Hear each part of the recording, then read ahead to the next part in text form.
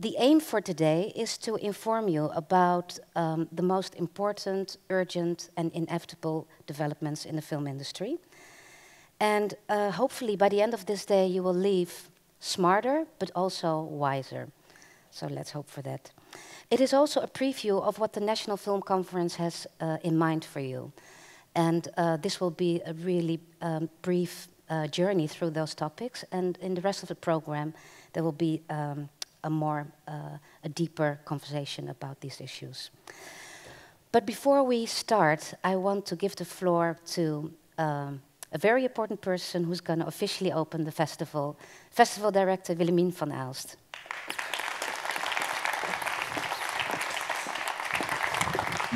Thank you, Tessa. Welcome, welcome all to the second National Film Conference. I'm glad you're all here. We started last year, and what we are trying to do is to bring all the professional meetings at one place and in a couple of days so that everybody can see also and join the programs of all disciplines we have in this beautiful Dutch film sector. We worked with a lot of organizations, you can see them all. It was very nice to work so intensively together. So the following days, there will be a lot of people here in the Stad Schouwburg. And of course, every day there will be drinks at the end of the day. So please join us for that. So thank you all, and a special warm welcome to our foreign guests. Danis Stanovic, welcome. Isabelle Glachan, welcome. Isaka Savadogo, again, welcome again. Jan de Klerk, he will be later, as well as Jean-Pierre and Luc Dardenne. I wish you a very fruitful afternoon, and I now give the floor to Tessa Boerman. Dankjewel.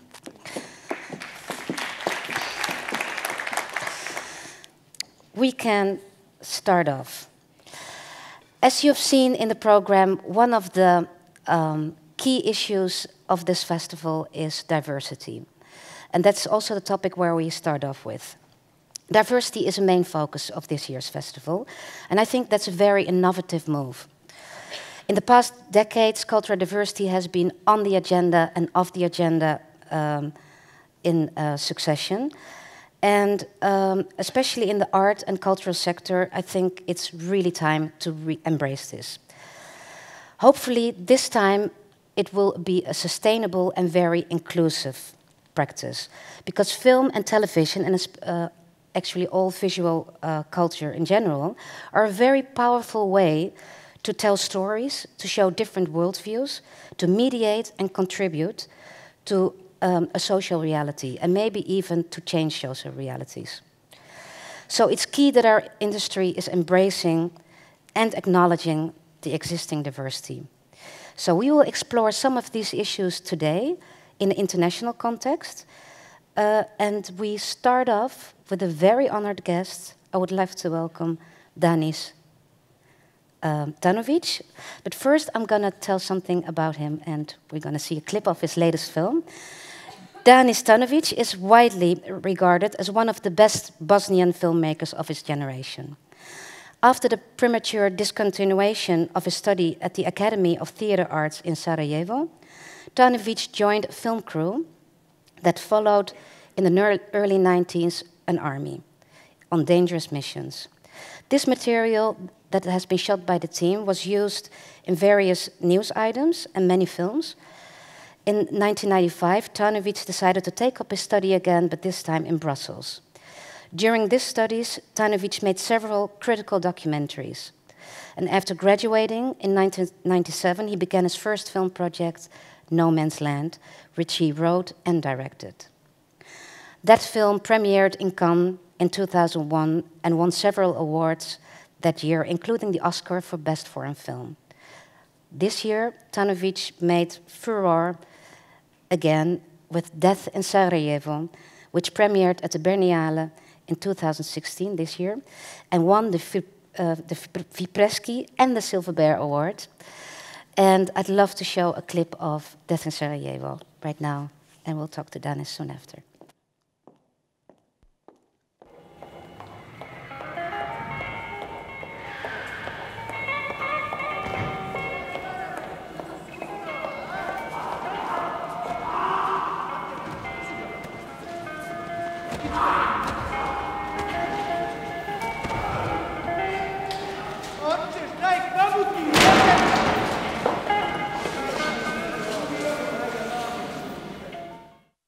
Dobar dan, moje dame, kako ste? Ćao. Dan, povamo. Ajmo na vlakše. Nabavili smo im istorijske kostime, izgledaju ko Sofija. Mada puca oko 914. Eba! Gdje ste jutros? Imao neko poslušaj. Vidi, ove su lijepe, nove su. Obrazovane su. Fine. Nemoj da me izradiš. Dogovorili smo se. Šta mi je za ovo? Opušta se direktorija, završen. Nema štrajka, uživa. Svaka čast, brate. Mogu biti doći malo večeras. Da se opustiš, da vidiš ljepote istočne Evrope. Hajde, probat ćemo. Daj mi kraću. Zašto ovdje niko ne može priznat svoju grešku? Zašto je ovdje uvijek neko drugi kriv? Oni da se nisu petljali ovdje, ne bi bili. Oni su krivi. Oni su krivi što se mi koljemo svakih 50 godina. Oni su krivi što mi danas djecu učimo da budu fašisti, da mrze sve što je drugo i drugačije. Šta, oni su nas kao zavadili i mi ćemo se sad pomiriti tako što ćemo se okrenuti protiv njih, jel to? Ček, ti misliš da će nam donijeti neko rješenje, jel? Oni ne mogu svojim narodima da pomogu. Tako je. Pa eto, vidiš da možemo oko nečega da se složimo. Još samo da se složimo, koga bi to danas Gavrilo ubio. Šta ti misliš? Da bi Gavrilo danas pucao? Gavrilo bi danas pucao u sebe.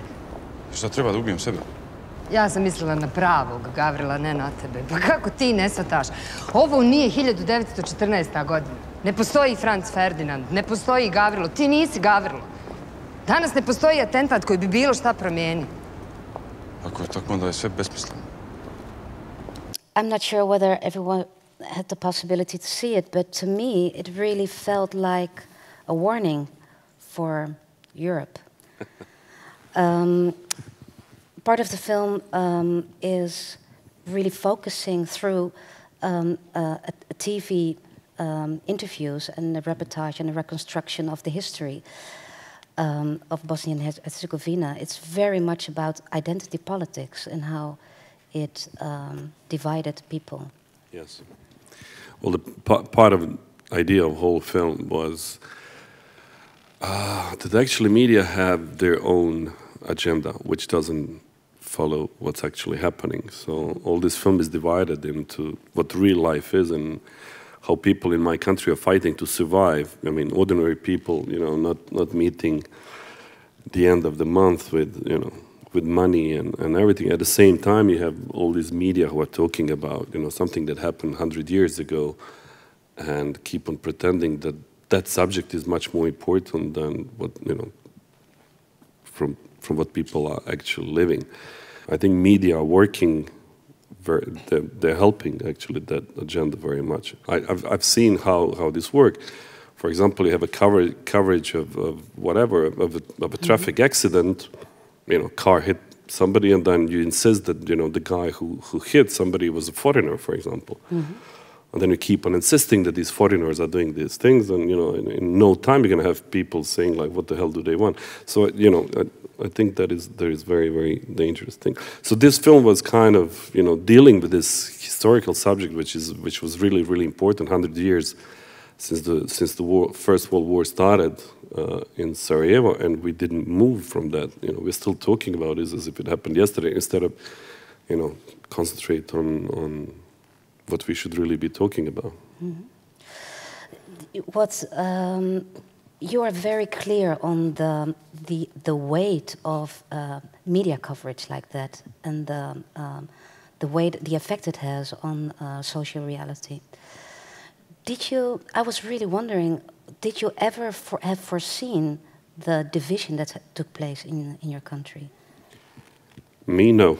Look, I was raised in Yugoslavia, was a socialist country. And it was, you know, since we were kids, we were taught that, as Marx would say, religion is opium for people. So, you know, I used to make jokes about the difference between Muslims, Orthodox, and Catholics in Yugoslavia. Was that Orthodox didn't go to church, Catholics didn't go to cathedral, and Muslims didn't go to mosque, because, you know, that was a funny way of presenting the fact that is the truth.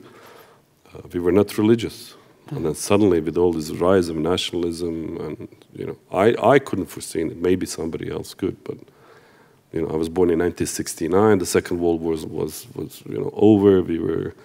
We were indoctrinated in a way with fight of partisans and Tito, and we were all about brotherhood and unity. And then suddenly, in '80s when Tito died, suddenly the nationalist voices starting rising. In '89, with a huge speech that Milosevic made in Kosovo, and then in '91 the war started.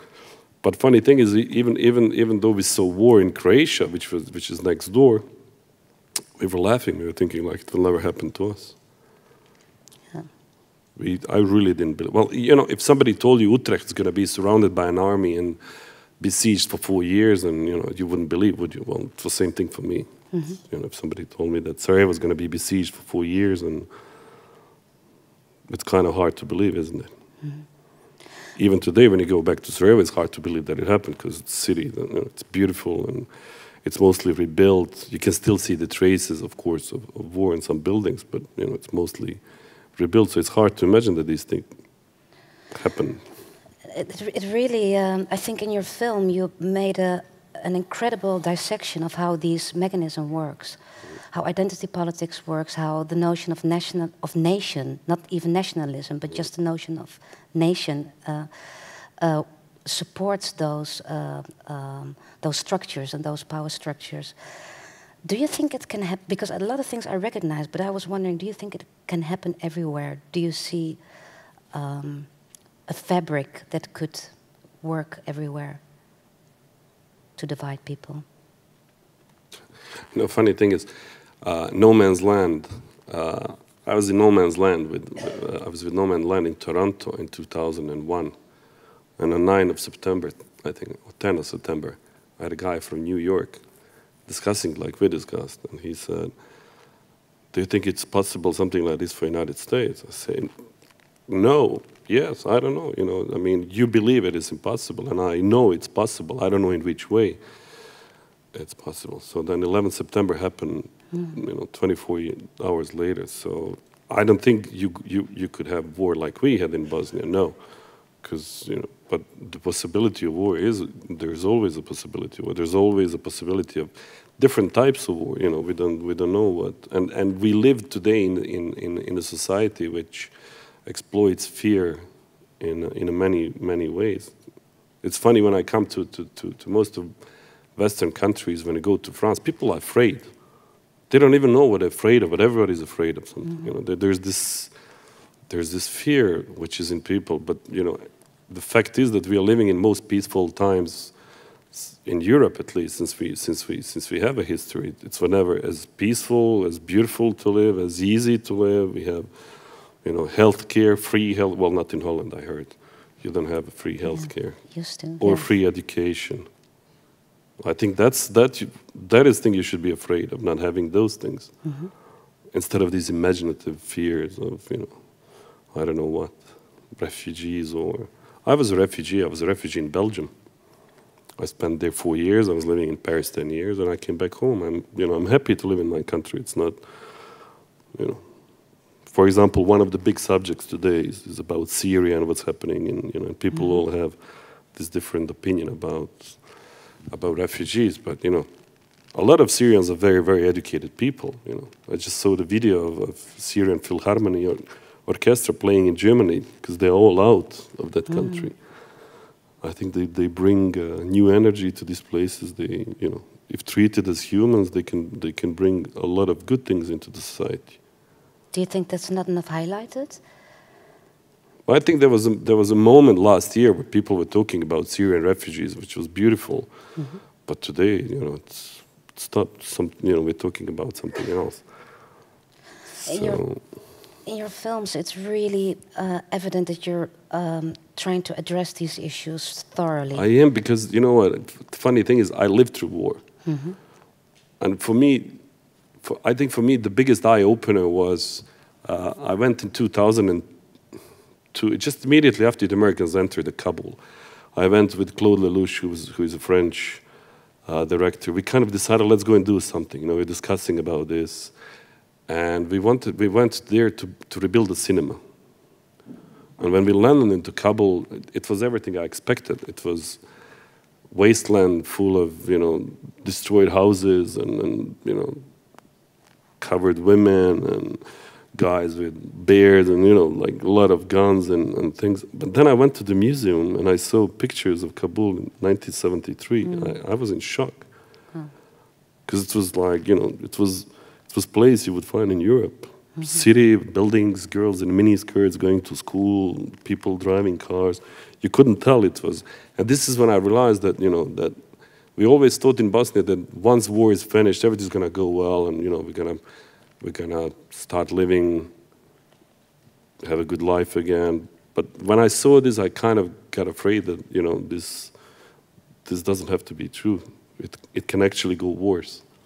Thank God it didn't. But there's always this danger that, you know, especially in Balkans where all these countries are still fighting and there's a lot of population living, borders don't fit really to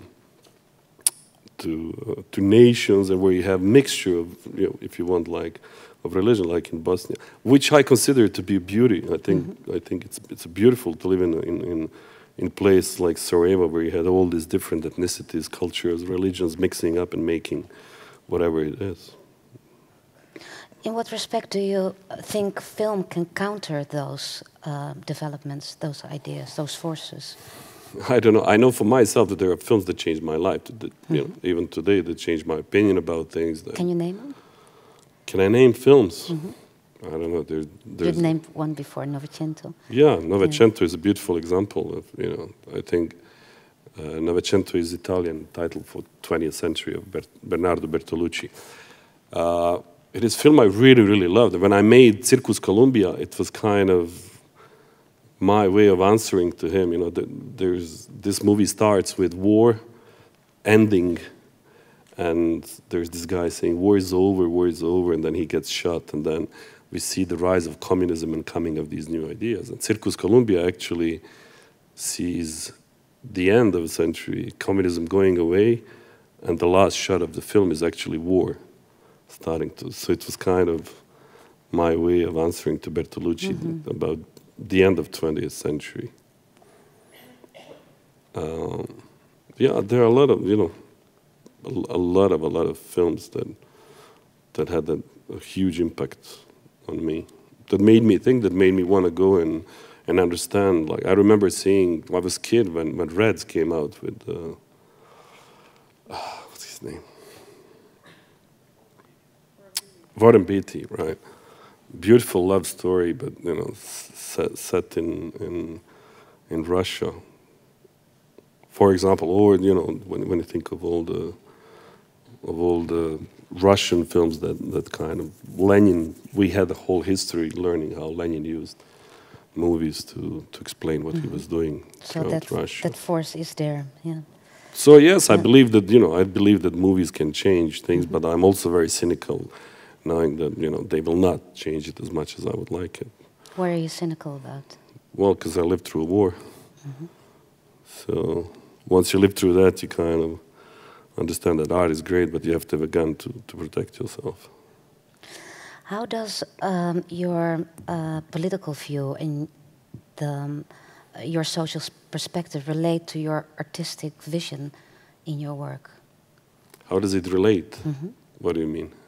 Because, for instance, in Hotel Europe, you play with notions of history, of representation, of different forces that are part of this whole conflict. It's almost like a representation of positions. It is, but I always like this. I think my movies are always about simple people caught in, you know, especially if I'm doing Bosnian films. It's all about these people, you know, trying to survive big historical movement or changes. You know, be it No Man's Land or Circus Columbia or Death in Sarajevo, even the one I made prior to this, which is Iron Picker. It's always the same thing. But because we live in a country, I think it's maybe even hard for you to understand living in Holland, because, you know, I mean, even now when I come here, last night I came here and there are like people on bicycles and there's canals and a little boat. It's beautiful, you know, like you You need 5 minutes to forget where you're coming from. It's just easy living. I really envy you for this in a way. When you go back to Balkans, it's immediately, pressure. The moment you land, you see a guy on a poster telling you to vote for him while, seeing just his face and physiognomy, he should be in prison. Wow. So you are very happy to be here anyway. Yeah, it's nice. Thank you. I would like to check whether there has been questions already. I'm wondering, there must have been someone who had a question for Dan. They were all so concentrated on... Okay, I'm going to read out loud the first question. What is your main message you are trying to convey in your films? Yeah, I don't feel like a messiah. I don't have a message. I ask questions, basically. I don't think I ever answered. I think I show and I try to, how can I put it? I try to act on your humanity. I think I like when I don't have an answer, when I figure it out myself. This is what I'm trying to do with my films. In a way, I don't think I ever made a film that has kind of message in the first plan. But yes, if there is a message, it's like in No Man's Land would be, everything is better than war, and let's not kill each other. Or where it's in Iron Picker, it would be, do we really have to behave bad toward people just because they are Romas and things like this? But it's more about I like to make films when I think if I make a film and then after this film people go and have dinner, I failed it. Okay. If you go and have a drink after my movie, then I did the good thing. Okay, good. Alone or with friends, but just drink is good. Yeah, dinner is not. Yeah. Dinner is not. Okay, you know what to do, huh? There is another question. My films are good for diet, basically. Are good for diet? Yeah, I should make 7 days, 7. Now I have 7 films, so each day you watch one film and you feel like eating. Okay. Lose weight. It's a good idea. Okay. Which medium is more natural to you, documentary or fiction? Well, when I started the directing, when I actually entered the school, the film school, I always admire those big film directors who they ask them, so who was your guy, and then they go and say Sheshkaneshka Mufunu, some guy from Azerbaijan nobody heard of. I wish I had that. I know mine was Spielberg and Lucas, and those were films. I was a kid. I adored those films. Even today when I watch Blade Runner, I love it. I can't make it, but I love it. And this was the first love of cinema for me. This was why I think I started making films. But then by what I've lived through, living through war, I realized that, life is much better screenplay writer than I could ever be. So I started just filming what was happening. And then I came back to feature, and now I kind of tend to mix something like Iron Picker. I don't know if I'm not saying I'm inventing something new, but I never seen a film like this in which I took real people and I made them reenact what actually happened to them. So they are playing themselves, and that was kind of really, really interesting thing to do. Even more so when I saw, he won Silver Bear for the best actor in Berlinale, and I saw Matt Damon sitting there looking at him, and I was like, yep, that's an achievement. Wow, playing himself. Yeah. Great. Good, huh? Did you have a struggle completing the film concerning the government, or did the government support your film? I'm kind of untouchable in my country. Why is that? Well, I won an Oscar, so they're all afraid of me. Okay. Yeah. Does it have to do with having an international acclaim protects you in a way? Very much, yeah. Okay, so it's important to... Festivals are important. Well, the thing is, if I was living out of Bosnian money, I'd probably be very, very poor, because they don't give me money very often to make movies. Like 3-4 years ago, I wrote a screenplay, and they refused it.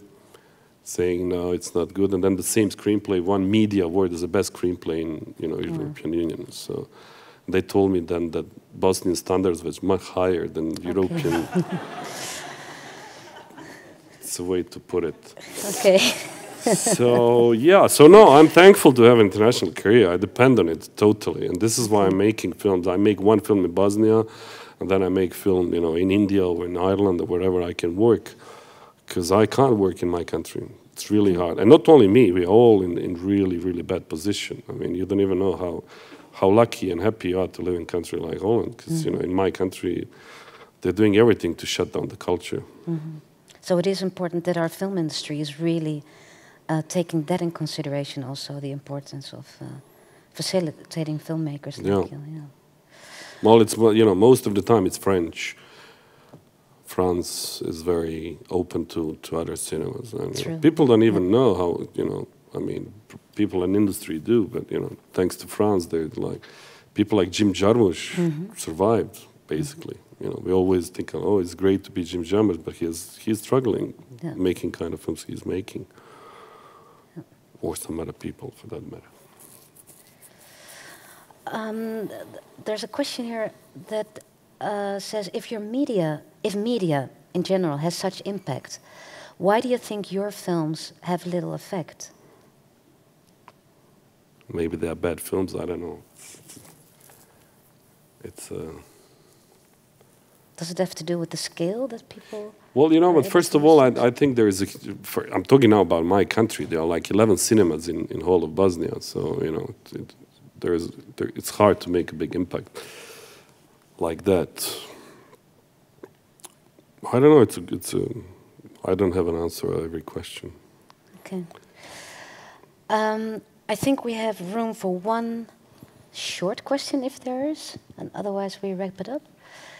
Somebody is raising a hand that's really old-fashioned. You don't want to use sense steps? Okay, you shout it.